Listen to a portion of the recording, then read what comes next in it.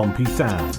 Updates, the latest from Fratton Park, on the hour, every hour. Fueled by Piglet's Pantry. Click pigletspantry.co.uk to get your fill.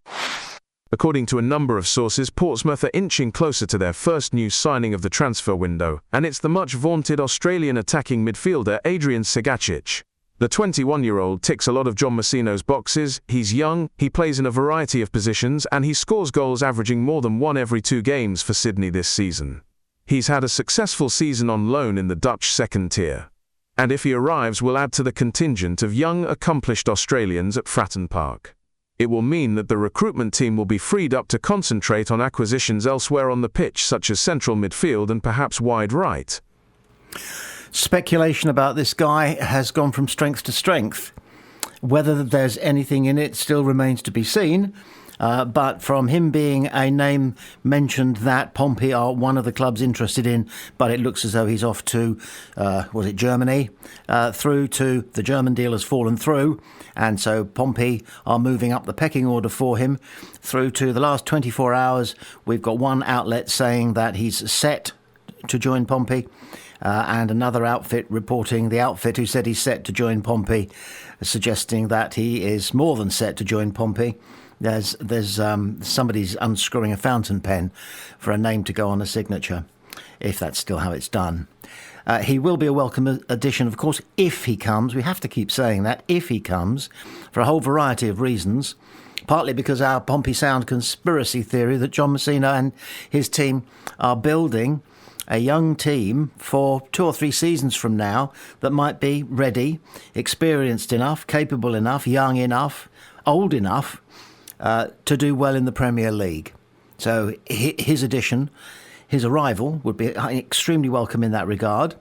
And as they said in the, as our newsreader said in the news report, it'll free up the recruitment team to look for other players in other positions. What it'll cost Pompey, we'll never know because he's coming on a free. He's not coming on a free. Wherever he goes next, it'll be on a free transfer. But our understanding is, and we're certain that this is the case, that when a player is available as a free transfer, the club don't have to pay the player's previous club a transfer fee, but the player does expect what I believe in big business is called a golden handshake. Or wait, is that like a redundancy payment? I think it is. Did I mean a golden hello? A golden hello. And golden handcuffs. So much gold. And hold the front page. This news is coming in from Australian sources as we speak. Joint A-League Golden Boot winner Adrian Segecic has parted ways with Sydney FC to join English club Portsmouth. Segecic, who shared 2024-25 Golden Boot honours with Adelaide United's Archie Goodwin with 13 regular season goals, has agreed to terms on a 4-year deal with English Championship outfit and will sign a contract after he passes his medical. The 21-year-old attacking weapon will join his former Sydney FC teammate Hayden Matthews at Pompey, as well as ex-Brisbane Roar striker Thomas Waddingham, and former Central Coast Mariners left-back Jacob Farrell. Dees understood that the presence of his 3 fellow Australians, as well as his desire to play under the management of John Messino, led to Segecic choosing Portsmouth over other club options in continental Europe. Exciting news, if true. Still going to continue with that line out of caution because the source for that is Yahoo Australia. And obviously, I've heard of both of those things, Yahoo and Australia, but the degree to which they are entirely 100% reliable sources of important football news, one would hope. But at the same time, all we'll say is we are now getting reports confirming that he is joining Pompey and that he'll be with us as soon as he's completed a medical, which presumably means he's got to get on the plane over here and have that medical at the training ground or whatever medical facility we use for that sort of thing. Don't think it can be done remotely in Australia. That wouldn't be right. But if true, and we have to hope it's true because it's exciting and it speaks well of not just the short-term future, but the medium-term future as well of Pompey and their ambitions, and we can start to let the juices flow for the coming season.